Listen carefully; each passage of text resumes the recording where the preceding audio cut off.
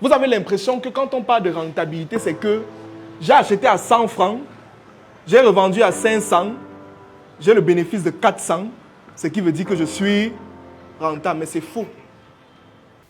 Avant de te lancer dans n'importe quelle activité qui va te générer des revenus, si tu as envie d'entreprendre, cette vidéo-là, elle est faite pour toi.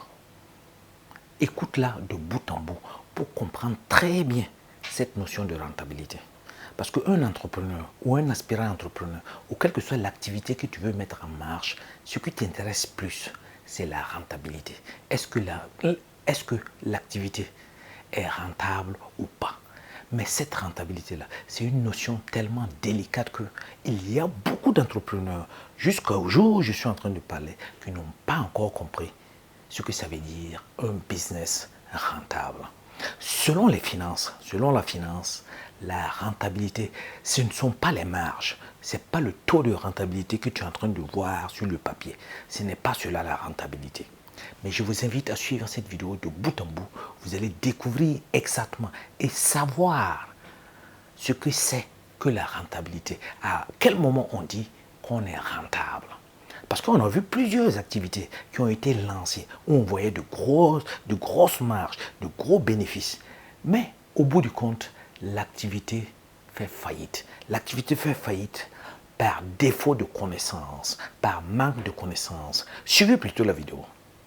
Vous avez l'impression que quand on parle de rentabilité, c'est que j'ai acheté à 100 francs, j'ai revendu à 500, j'ai le bénéfice de 400, ce qui veut dire que je suis rentable. Mais c'est faux. C'est archi faux. Ce n'est pas parce que tu as vendu un prix à 4 fois le prix que ton activité est rentable. Non. Il y a des personnes qui font des marges sur les prix, qui font des marges sur les marchandises, mais dont l'activité n'est pas rentable. Il y a des entreprises qui payent les employés chaque mois, n'est-ce pas? Payent les employés chaque mois. On paye les impôts, en fait, tout le monde n'est pas rentable. Parce que la rentabilité ne se base pas sur les marges que tu fais. Ça, là, on appelle ça le bénéfice. C'est-à-dire là, la marge, comme vous appelez souvent. Mais maintenant, la rentabilité se base sur un élément qu'on appelle le capital investi. Voilà là où tu connais où tu es rentable ou pas. Tant que tu n'as pas récupéré celui-ci, tu n'es pas rentable dans ton activité. Exemple simple pour que vous puissiez comprendre. J'ai lancé un restaurant à 2 millions. Il y a de cela 2 ans.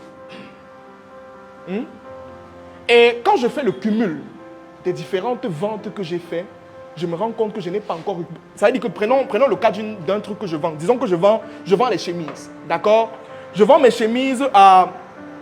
Disons, j'ai investi 1 million en chemises. D'accord?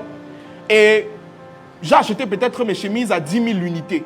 Et je les revends à 30 000 unités.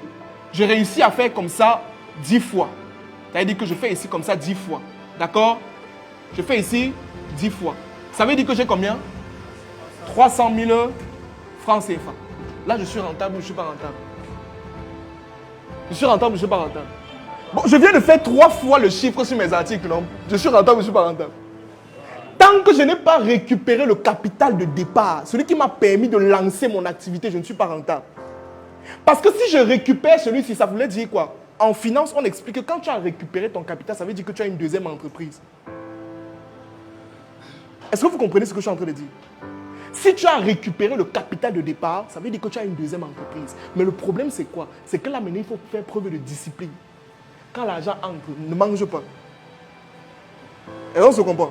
Parce qu'une personne, dès qu'il va faire 3 fois comme ça, là, 300 000, il va dire, mais dis donc, l'activité fonctionne. Si mon ami, là, ça me dit, venez, on va un peu boire là. C'est ce qui se passe, non? C'est comme ça que vous plombez vos entreprises, en fait. Alors que pendant une bonne période, tu dois avoir ce qu'on appelle une discipline financière jusqu'au niveau où tu récupères celui-ci. Et dès que tu l'as récupéré, tu as la possibilité de lancer une deuxième entreprise. C'est comme ça qu'on duplique une entreprise. On ne duplique pas une entreprise sur la base de « j'ai créé le restaurant aujourd'hui. Ça marche un peu bien. Je n'ai pas d'indicateur financier.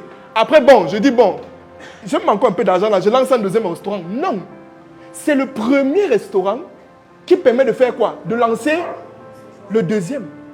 C'est la première activité qui permet de dupliquer la deuxième. C'est comme ça.